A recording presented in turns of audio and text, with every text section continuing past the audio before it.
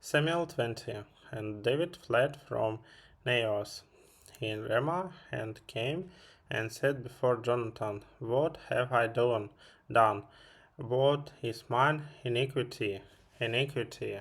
And what is my sin before thy father, that he seeketh my life? And he said unto him, God forbid, thou shalt not die.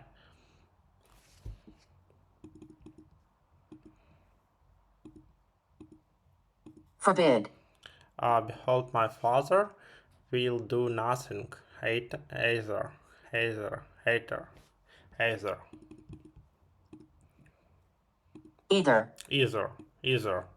great or small, but that he will shew it me. And why should my father hide this thing from me? It is not so.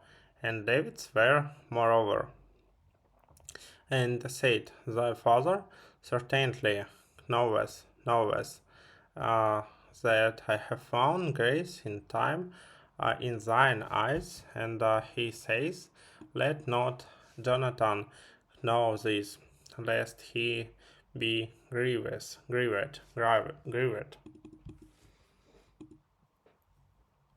Grieved. But truly, as the Lord lives, and as thy soul lives, there is but a step between me and death. Then said Jonathan unto David, Whatsoever thy soul desireth, I will even do it for thee. And David said unto Jonathan, Behold, tomorrow is the new moon, and I should not fail to sit with the king at meat.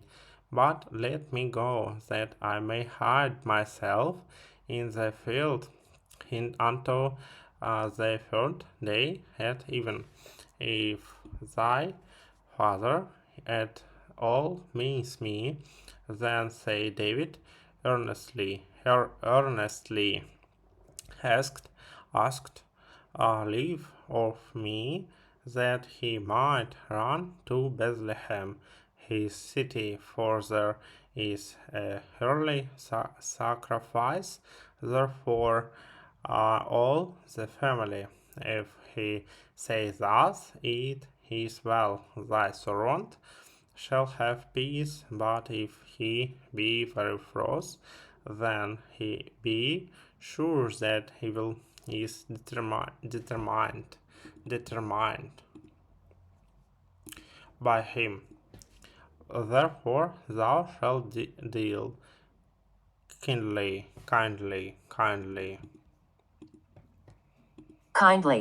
with thy servant, for thou hast brought thy servant into a covenant of the Lord with thee, notwithstanding, if there be in me iniquity, save me thyself, for thy Shouldest.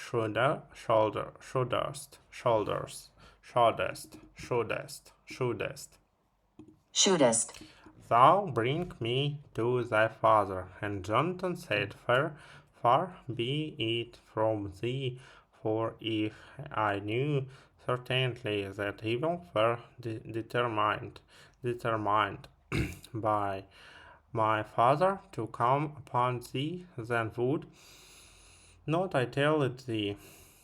Then said David to Jonathan, Who shall tell me?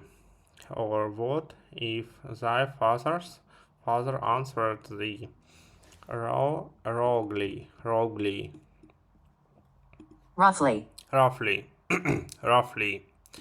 And Jonathan said unto David, Come and let us go out in the field. And they went out both of them into the field.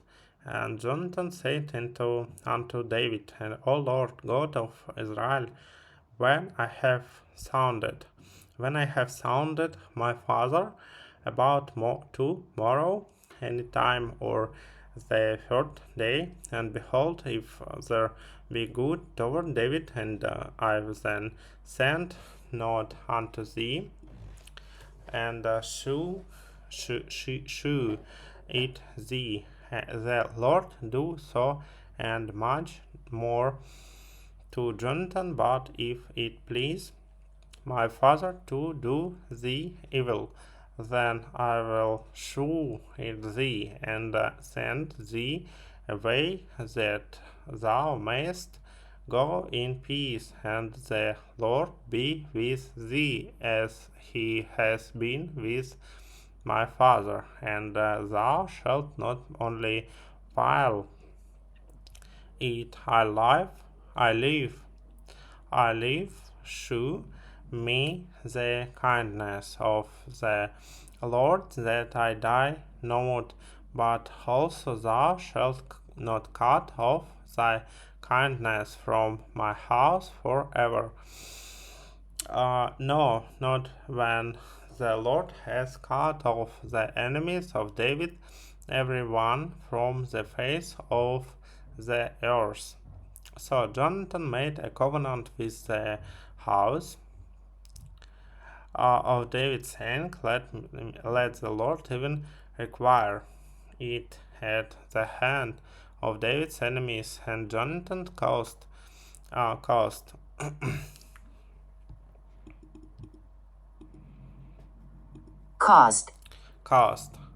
David to swear again, because he loved him, for he loved him as he loved his own soul. Then Jonathan said to David, tomorrow is the new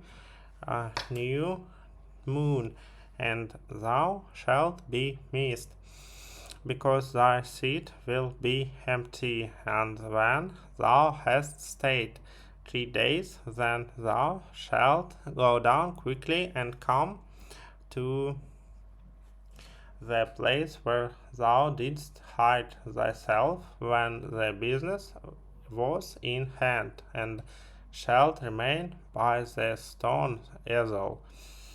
And I will shoot 3 arrows on the side. Arrows on the side thereof, as thou I shot at a mark. And behold, I will send a lad, saying, go find out the arrows. If I expressly say unto the lad, behold, the arrows are on this side of thee, take them, then come thou, for there I peace for to thee, and no heart, as the Lord lives. But if I say thus unto the young man, behold, the arrows, the beyond thee, go thy way, for the Lord has sent thee away. And as touching the matter which thou and I have spoken of, behold, the Lord be between thee and me forever. So David hid himself in the field, and when the new moon was come, and the king sat him down to eat meat, and the king sat upon his seat as at other times, even upon a seat by the wall. Jonathan arose, the Abner sat by Saul's side, and David's place was empty. Nevertheless, Saul spake not anything that day, for he thought nothing has befallen him, he is not clean, surely he is not clean. And it came to pass on the morrow, which was the second day on the month, that David's place was empty. And Saul said unto Jonathan his son, Wherefore cometh not the son of Jesse to meet, neither yesterday nor today? And Jonathan answered Saul, David earnestly asked leave of me to go to Bethlehem. And he said,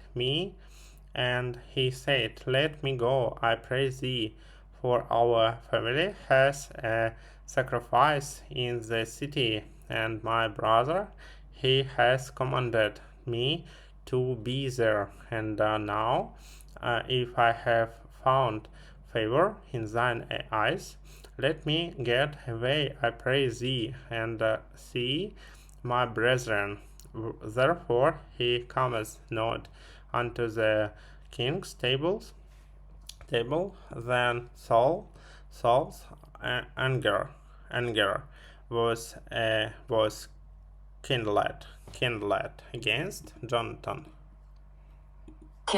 Kindled against Jonathan, and he said unto him, Thou son of the perverse, rebellious,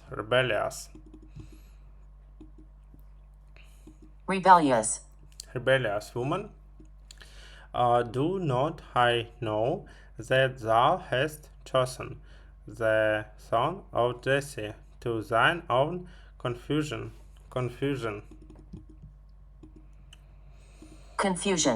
and unto the confusion of thy mother's nakedness.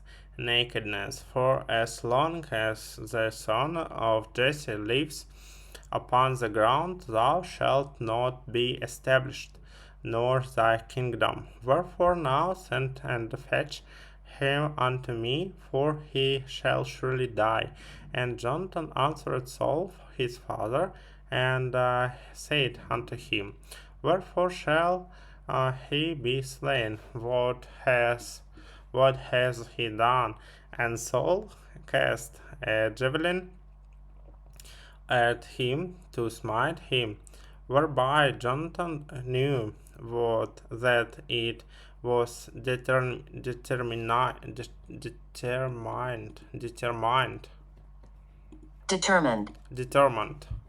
of his father to slay David. So Jonathan arose from the table in fierce anger,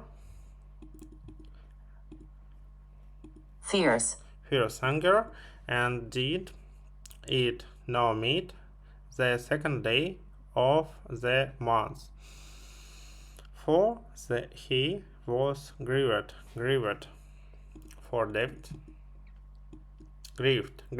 Grieved for David, because his father had done him shame. And it came to pass in the morning that Jonathan went out into the field at the time appointed with David, and a little lad with him. And he said unto his lad, Run, find out now the arrows which I shoot.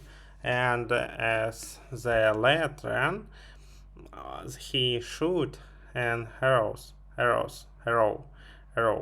beyond him. And when the lad was come to the place of the arrow which Jonathan had shot, Jonathan cried after the lad, and said, Is not the arrow beyond thee? And Jonathan cried after the lad, Make haste, stay not. And Jonathan's lad gathered up the arrows and came to his master. But the lad knew not anything. Only Jonathan and David knew the matter. And Jonathan gave his artillery artillery, unto his lad, and said unto him, Go carry them to the city. And as soon as the lad was gone, David arose out of a place toward the south, and fell on his face to the ground, and bowed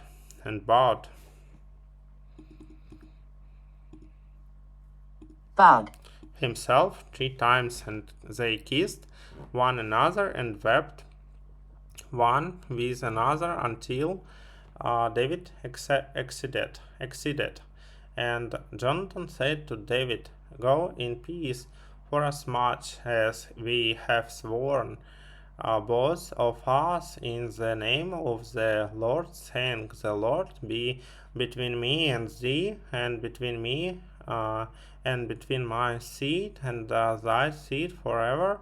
And he arose and departed, and Jonathan went into the city.